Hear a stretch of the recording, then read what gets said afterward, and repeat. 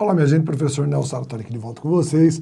Vamos dar continuidade ao nosso trabalho aqui com acentuação gráfica e reforma ortográfica. Como eu falei para vocês no bloco passado, o acento circunflexo ele reflete uma estrutura de poder. Ou seja, ele reflete a força masculina dentro da gramática, já que o masculino é dominante em regras como concordância, regras ligadas à hierarquia, assim por diante. Por isso a gente precisa ter consciência disso para poder entender as regras gramaticais e algumas estruturas. Vejam que essas são estruturas que não podem ser, por exemplo, passadas dentro de uma alfabetização infantil. Eu não posso reforçar a ideia do poder sobre a fragilidade, eu não posso reforçar a ideia do valor superior masculino sobre o feminino, eu não posso estabelecer valor de forças. Por quê? Porque isso daí entra em conflito com a própria formação da criança. Tá? Porém, a gramática ela é sustentada logicamente em cima disso. Como nossos cursos são voltados para adultos, é importante que vocês compreendam realmente como isso daí funciona.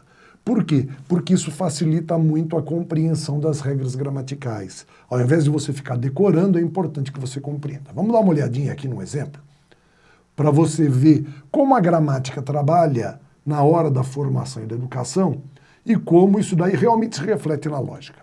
Se você observar essas duas palavras, olha só, pôde e pode, tá? As duas são verbos. Então, o que nós trabalhamos aqui dentro dessa estrutura? Vamos mudar para a minha cor vermelha. Tanto pôde quanto pode são verbos.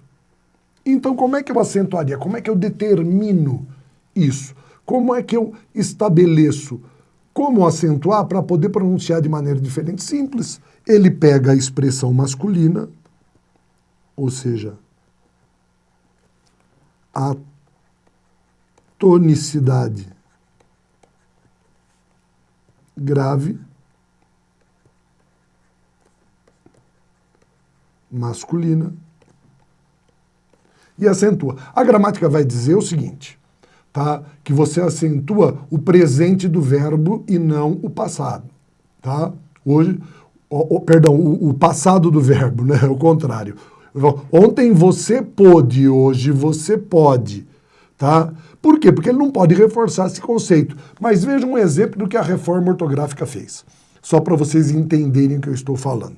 A palavra forma e forma, tá? Eu comprei uma forma, tá? Vamos escrever essa frase. Eu comprei uma forma de bolo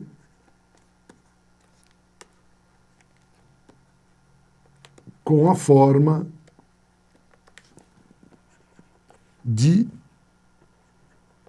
coração. Tá bom?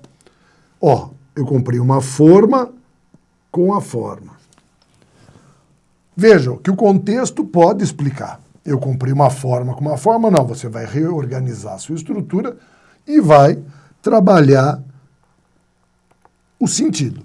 Porém, como isso daí em algumas estruturas não estabelecem essa possibilidade, a reforma ortográfica determinou que esse acento aqui é facultativo. Mas perceba que agora eu não estou falando de verbos, eu estou falando de substantivo. Então, como é que se justifica pela gramática, anteriormente, você acentuar o passado do verbo pôde e não acentuar o presente sem estrutura lógica? O que a gente percebe é que realmente são as formas masculinas que são acentuadas. Forma, tonicidade grave, e forma, tonicidade aguda feminina. Então, a partir dali, tornou-se possível, vejam, é um acento facultativo, volto a reforçar, eu poderia, para facilitar e evitar ambiguidade, dizer eu comprei uma forma de bolo com a forma de coração, tá? Isso daqui surge a partir da reforma ortográfica, justificando por que ela construiu a partir da reconstrução dessa estrutura lógica, tá? Vamos para a nossa vermelha, vamos para frente. Olha só mais um exemplo da concordância com o acento circunflexo. O que acontece? Veja, eu pego os verbos vir e ter e seus derivados e eu os construo como? Vejam, ele vem, oxítona terminada em M não leva acento, ele tem, oxítona terminada em acento não, em EM não leva acento, terminada em M não leva acento. Agora, ele convém e ele contém, vejam, lembre-se, monossílabas terminadas em A e O, oxítonas terminadas em A e O, então aqui eles tiveram um acento. O que acontece quando eu passo para o plural? Deixei sem S, que é para poder deixar bem claro aqui, ó. Agora nós temos o plural. O que eu faço? Eu promovo a minha palavra através do acento. Então, como eu demonstro o plural? Eu coloco o acento circunflexo, que é um símbolo masculino de poder, e mostro o plural através dessa estrutura. Tá? Outro exemplo. Os verbos crer, dar, ler e ver, eles funcionavam da mesma maneira. Só que qual seria o problema? Vejam só. Ele crê, para que ele dê, ele lê e ele vê, são monossílabas tônicas terminadas em E e levam acento, e por serem graves já levam acento circunflexo. Quando eu faço a passagem para o plural, o que aconteceria? Eu não poderia utilizar porque essas estruturas já trazem, olha só, o acento circunflexo. Então o gramático foi lá e buscou o quê? Aquela quarta terminação. E olha o que ele fez. Então, ao invés de colocar o acento, ele somou a terminação em no plural. Ele crê, eles creem, ele dê, eles deem, eles lê, eles leem, eles vê, eles veem. Porém, o que aconteceu com isso? Veja só, creem, deem, leem e veem, tornaram-se paroxítonas terminadas em. E isso daqui não são acentuadas. Percebido isso que a reforma ortográfica fez, eliminou esses acentos. Então, hoje em dia, veja só, o que você tem? Hoje em dia, essas estruturas desapareceram. Creem, deem, leem e veem. Você não acentua mais. Da mesma maneira como antes você tinha. Deixa eu mudar a cor aqui. Vou, dou, corou, enjoo e perdoo, todas elas paroxítonas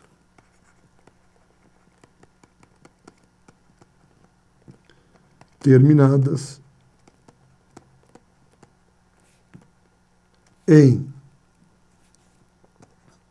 O, que nós sabemos, não levam acento. Então, o que aconteceu? Com a reforma ortográfica, esses acentos desapareceram para resgatar o quê? Aquela parte número 4, a estrutura número 4. Tá? Então, percebam como muito do que nós chamamos de reforma ortográfica é uma correção da estrutura lógica que não é passado para as crianças porque eu teria de estabelecer a relação de hierarquia de poder que entra em conflito com a formação e com a educação delas. Então, simplesmente vai se dizer o seguinte, olha, não se acentuam mais as construções que trabalham com o hiato ou pronto, tá? Então, essa acabou se tornando, na verdade, uma nova regra, mas sem explicação. Quero que vocês entendam que nós continuamos falando da mesma estrutura. O trema desapareceu, tá? Desapareceu. Vejam só essa frase aqui, ó. Alguém leria assim, eu não aguentava mais ouvir aquela professora de biologia cinquentona falando de pinguins e líquens e equinos. Ninguém fala assim, todo mundo lê isso daqui normalmente, né? Ninguém falou assim, eu não aguentava mais ouvir aquela professora de biologia cinquentona falando de pinguins e de líquens e equinos. Pessoal, antigamente eu teria de colocar o trema em cima disso tudo. Então vejam só, as pessoas liam de maneira correta, falavam de maneira correta, mas esqueciam de colocar o trema. Se esqueciam, não punham o trema. Tá? O que a reforma fez? Ela reconheceu que realmente não existe a necessidade mais de usar o trema. Então o trema desapareceu com a reforma ortográfica. Lembrando que a reforma ortográfica, ela surge, na verdade, como uma forma de correção de erros que vinham acontecendo e que não eram mais seguidos, tá? Ou porque eram difíceis de serem compreendidos e não eram usados, ou então porque, nesse caso, não eram utilizados e as pessoas o quê? Falavam certo, liam certo, escreviam errado. Com o desaparecimento do trema, agora ela passou a escrever de maneira correta também. Isso foi uma forma lógica e inteligente de agir, tá? Então, importante entender isso daí. Vejam só, para nomes próprios, e eu chamo a atenção disso, a regra não muda. Por quê? Porque é um registro. Por exemplo, o nome Miller, que nós temos aqui também no Brasil, que as pessoas podem colocar, preserva a estrutura do trema. Então, nomes próprios não sofreram a influência do trema. Tá? Pessoal, uso do hífen. O que acontece? Vou ser bem sincero para vocês. Antigamente, você tinha a estrutura do hífen e as pessoas não sabiam por que isso acontecia. Tá? Hoje, falou assim, eles simplesmente reconstruíram dando quais são os prefixos que devem ser usados. Então ele fala assim, olha só, prefixos agro, anti, arque, alto, contra e assim por diante. Quando a palavra seguinte começa com H ou com vogal igual à última do prefixo, tá? Ó, auto-hipnose, auto-observação, anti-herói, anti-imperialismo, micro-ondas, mini-hotel, levam acento. Tá? Ou seja, eles usam o hífen, perdão, não é acento, eles usam o hífen. Agora, em todos os demais casos, ou seja, não é repetição da vogal ou não tem H, eu não uso o hífen. Mas perceba que ainda assim nós temos uma grande dificuldade que é a de decorar tudo isso. Então, houve uma mudança significativa que valorizou, não, o que nós temos aqui agora é uma regra mais definida de como usar o hífen. Por mais difícil que seja, você gravar isso tudo. Então, houve um grande avanço da reforma ortográfica dentro do uso do hífen? Não, na verdade não. Ó, a mesma coisa, vejam só, hiper, inter e super, quando a palavra seguinte começa com H ou com R, super-homem interregional, eu uso o hífen. Em todos os outros casos, eu não uso o hífen. O sub, olha só, com o B, com H ou com R, tá? Eu uso o hífen. Subbase, sub-reino, sub-humano. Em todos os outros casos, não. Então, é compreensível essa estrutura, tanto que não é uma das cobranças mais intensas, porque não é algo que se deva decorar. Até mesmo são palavras relativamente incomuns de serem usadas. E hoje em dia, a gente deve, na verdade, procurar escrever de maneira correta, buscando um dicionário. Tá? Falou assim, é o que a reforma trouxe, mesmo sem uma grande evolução no que diz respeito ao emprego do hífen. Mesma coisa. Vice, você sempre vai ter vice-rei e vice-presidente. Olha só, pan e circo. Vejam cada prefixos difíceis de serem usados. Mesma coisa, se forem seguidos por H, M, N ou vogais de uma maneira geral, nós temos o hífen. Todos os demais casos, como pansexual ou circuncisão, não tem. Tá? A partir dali, nós entendemos o seguinte, para nomes próprios, foram incluídos o que já existia, só não era registrado. Tá? O nosso alfabeto, ele não registrava a estrutura da letra K, da letra Y e da letra W. A partir de agora, eles fazem parte, são 3 letras que foram somadas, mas que só devem ser usadas para nomes próprios. Eu não posso criar uma estrutura de um substantivo comum com essa relação. tá? Então é importante entender essa função, essa construção dentro da estrutura da reforma ortográfica, tá? Nem todos os elementos são muito simples, como é o caso do hífen, né? Eu costumo dizer que antes as pessoas tinham muita dificuldade para usar o hífen e que essa dificuldade não aconteceu em função aos prefixos, ou seja, ela não foi excluída. O ideal era que você fizesse o quê? Não usasse mais hífen na construção das palavras, fizesse todas as palavras unidas e fundidas, mas por uma série de fatores, até dos acordos feitos internacionalmente, decidiram que essa seria a função, né? A gente espera que um dia isso daí melhore um pouco, mas, volto a dizer, não é uma preocupação muito grande que você deva ter, tá? Você deve ficar lembrando que, principalmente de estruturas como o H, que são as mais simples, que vão levar hífen, o R, talvez o M, uma vogal repetida, e tentar ver se isso daí ajuda você. Do contrário, na sua escrita, sempre fique atento, pegue um celular, pegue uma palavra, um computador, algum elemento que possa corrigir, consulte e escreva de maneira correta. Tá bom?